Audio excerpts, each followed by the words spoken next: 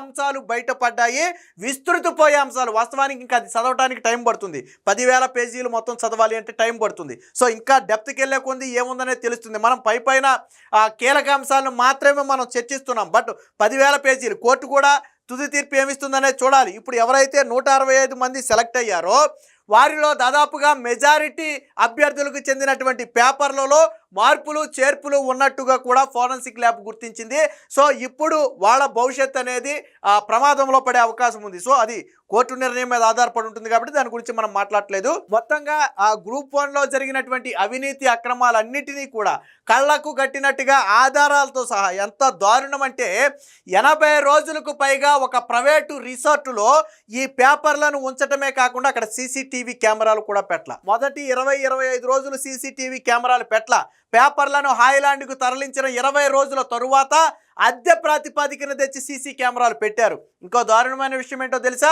CC కెమెరాలు పెట్టిన తరువాత నుంచి పరిశీలిస్తే కొన్నిసార్లు ఏదైతే లాక్ రూమ్ ఉంటుందో, అంటే ప్రశ్నాపత్రాలు దాచినటువంటి స్ట్రాంగ్ రూమ్ ఉంటుందో, ఆ స్ట్రాంగ్ రూమ్ని రోజుకి 10 సార్లు 15 సార్లు పాటు ఓపెన్ చేసినటువంటి విజువల్స్ అనేవి సీసీటీవీ ఫుటేజ్లో రికార్డ్ అయింది. కానీ అంటే ఈ లాగ్ బుక్లో మాత్రం ఏమీ రాయాలి. వాస్తవానికి ఒకసారి స్ట్రాంగ్ రూమ్ ఓపెన్ చేయాలి అంటే రాయాలి అక్కడ.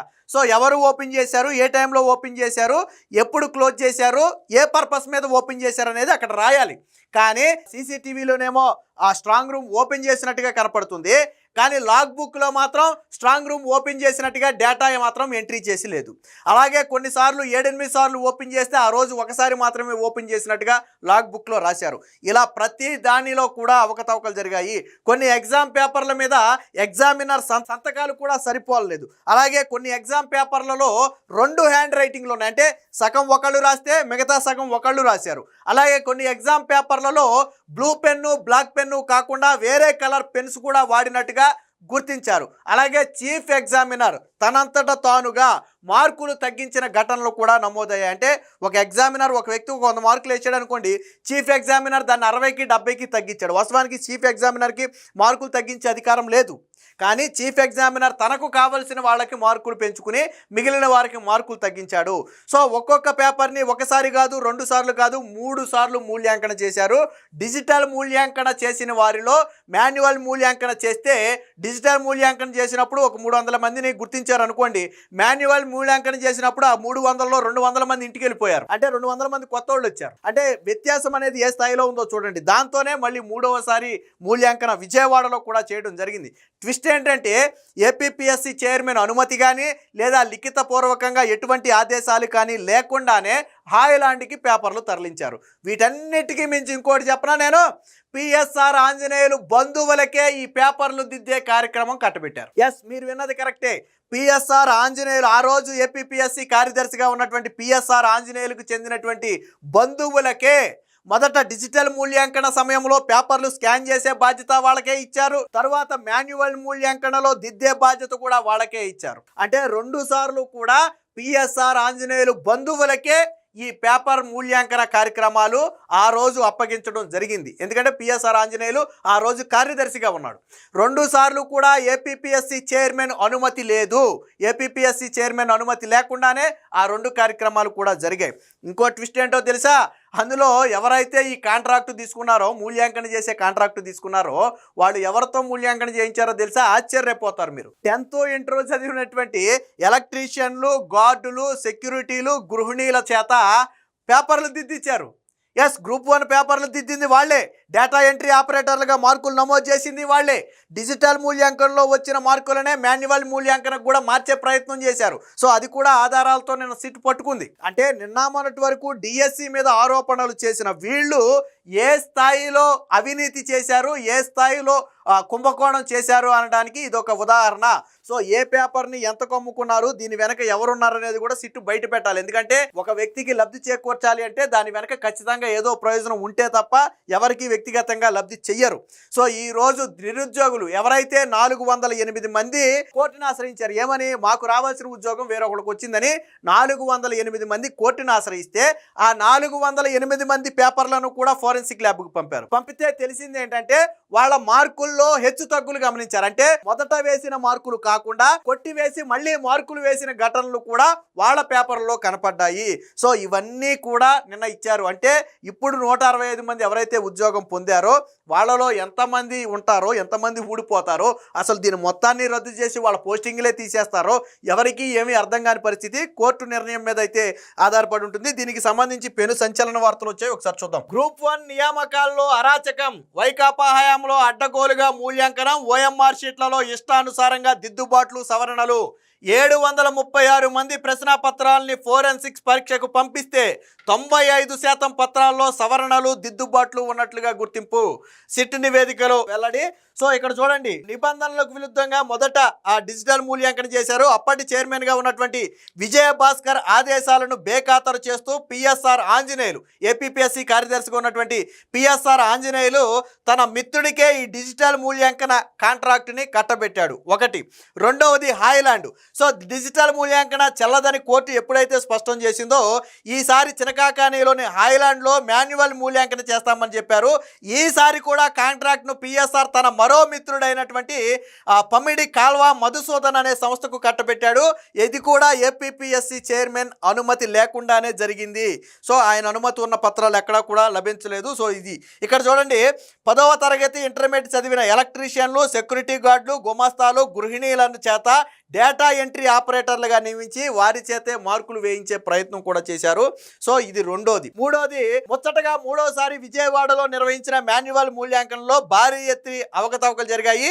చీఫ్ ఎగ్జామినర్లు జవాబు పత్రాల్లో మార్కులను ఇష్టానుసారం మార్చేయటం, దిద్దటం లాంటి దురాగతాలకు పాల్పడ్డారు. అడ్డగోలుగా మార్కులు తగ్గించడం, పెంచడం చేశారు. డిజిటల్ మూల్యాంకనంలో ఇంటర్వ్యూకి అర్హత సాధించిన 326 మందికి గాను 202 మంది మాన్యువల్ మూల్యాంకనంలో ఇంటర్వ్యూకు ఎంపిక కాలేదు. అంటే మొదట డిజిటల్ మూల్యాంకన జగన్ చేసినప్పుడు 326 మందిని ఇంటర్వ్యూకి సెలెక్ట్ చేశారు. తర్వాత కోర్టు ఆదేశాలతో మాన్యువల్ మూల్యాంకన చేస్తే ఈ 326 మందిలో దాదాపుగా 202 మంది మళ్ళీ వెనక్కి వెళ్ళిపోయారు, అసలు సెలెక్ట్ కాలా. అంటే ఈ 202 మంది డిజిటల్ మూల్యాంకనంలో ఎలా వచ్చారు పైకి?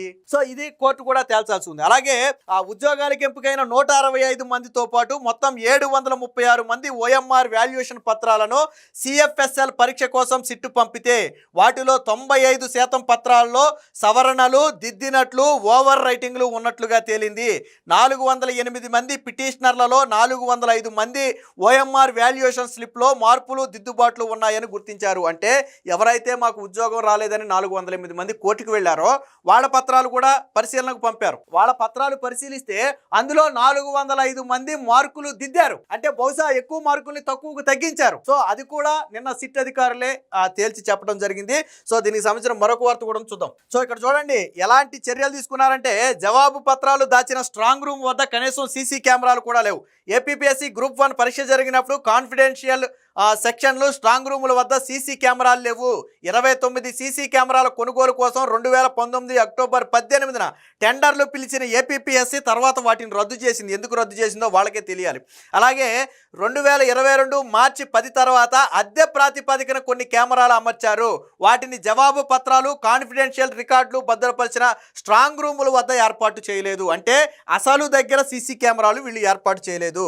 అలాగే ఏప్రిల్ 11 తర్వాతే స్ట్రాంగ్ రూమ్ వద్ద కెమెరాలు ఏర్పాటు చేశారు. అంటే మార్చిలో ఏర్పాటు చేయాల్సినటువంటి స్ట్రాంగ్ రూమ్ కెమెరాలు ఏప్రిల్ 11 తర్వాతే ఏర్పాటు చేశారు. అంటే దాదాపుగా 30-40 రోజుల పాటు ఆ స్ట్రాంగ్ రూమ్ వద్ద సీసీ కెమెరాలే లేవు. ఆ మధ్యలో ఏం జరిగిందో వాళ్ళకే తెలియాలా. 2022 ఏప్రిల్ 12న 3 గంటల 8 నిమిషాల 14 సెకండ్ల నుంచి 3 గంటల 11 నిమిషాల వరకు స్ట్రాంగ్ రూమ్ తెరిచి ఉంది. కానీ రిజిస్ట్రీలో ఎంట్రీ కానీ ఎగ్జిట్ కానీ నమోదు కాలేదు. అలాగే 2022 మే 9న ఉదయం 10 గంటల 10 నిమిషాల నుంచి సాయంత్రం సాయంత్రం 6 గంటల మధ్య స్ట్రాంగ్ రూమ్ని 6 సార్లు తెలిసారు. మొత్తంగా డే మొత్తం మీద 6 సార్లు తెలిసారు. కానీ రిజిస్టర్లో ఒక్క ఎంట్రీ కూడా నమోదు కాలేదు.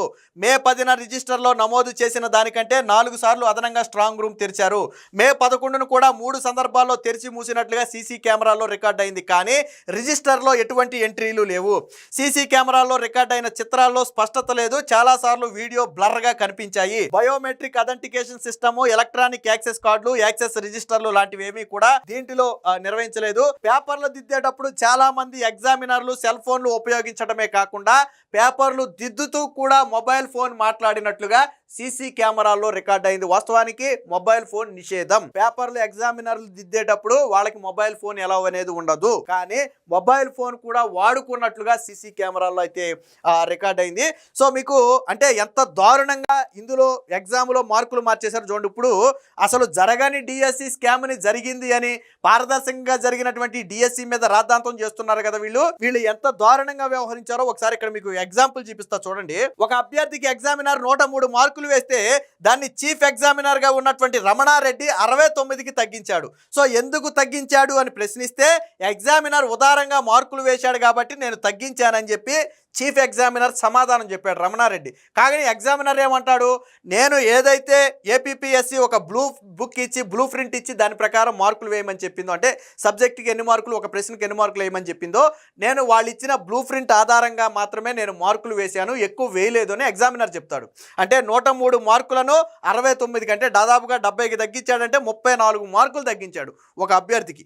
ఇక్కడ ఇంకో ట్విస్ట్ ఉంది చూడండి. ఇక్కడ అదే జవాబు పత్రానికి సెకండ్ వాల్యుయేషన్లో 115 మార్కులు వచ్చాయి. అంటే మాన్యువల్లో సెకండ్ వాల్యుయేషన్ చేశారు చూసారా, అప్పుడు 115 మార్కులు వచ్చాయి. అప్పుడు చీఫ్ ఎగ్జామినర్ మాత్రం వాళ్ళ మార్కులు తగ్గించాలి. ఆ వ్యక్తి మార్కులు ఎందుకు తగ్గించలేదు అని అడిగితే మాత్రం చీఫ్ ఎగ్జామినర్ సమాధానం చెప్పలా. అదే అభ్యర్థికి మీరు మొదట 69 మార్కులే వేశారు, తర్వాత ఆ వ్యక్తికి 115 వచ్చాయి, కానీ రెండోసారి మీరు ఆ మార్కుల్ని తగ్గించే ప్రయత్నం చేయలేదు ఎందుకు అని అడిగితే చీఫ్ ఎగ్జామినర్ సమాధానం చెప్పలా. అంటే చూడండి, ఇష్టారాజ్యం అనమాట.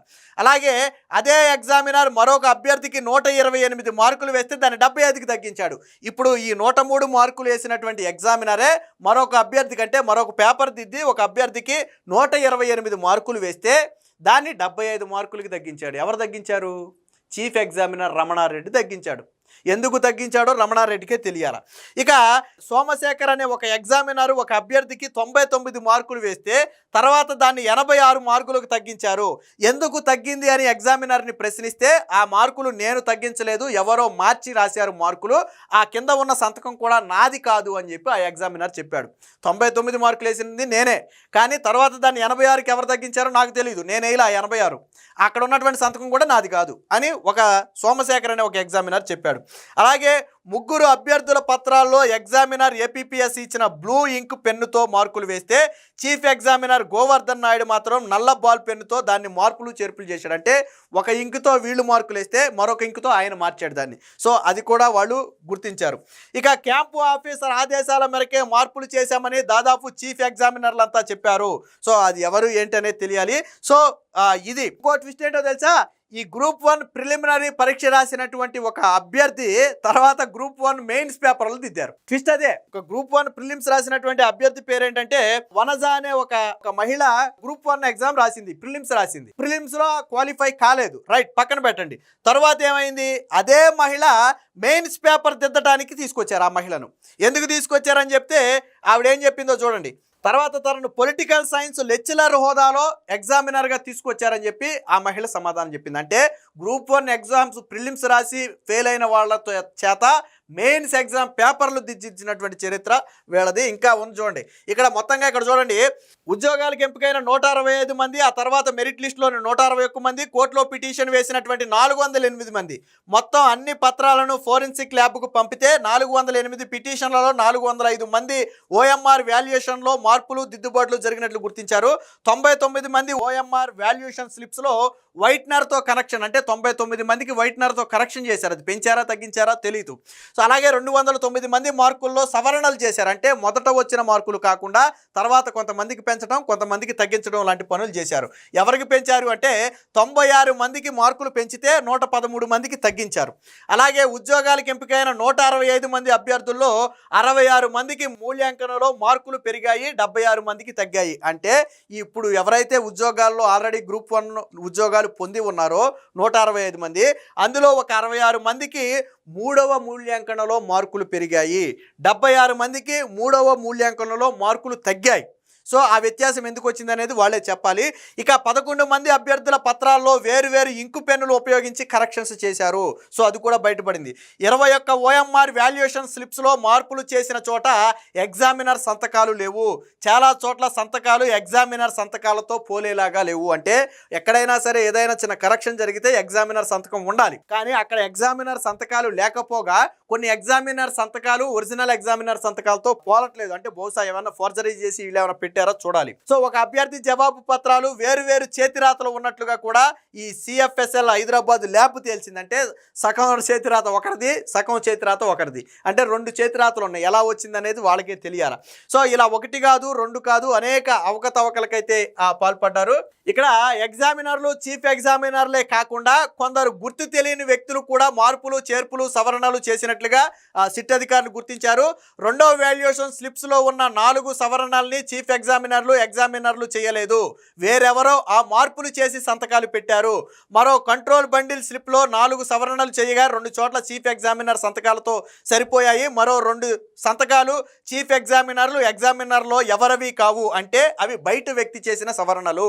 ఇకపోతే మరో కంట్రోల్ బండిల్లోని 12 సవరణలు జరిగితే వాటిలో 10 చీఫ్ ఎగ్జామినర్ సంతకాలతో సరిపోలాయి, 2 మాత్రం సరిపోలటం లేదు, అంటే అవి కూడా బయట వాళ్ళు చేసినవే.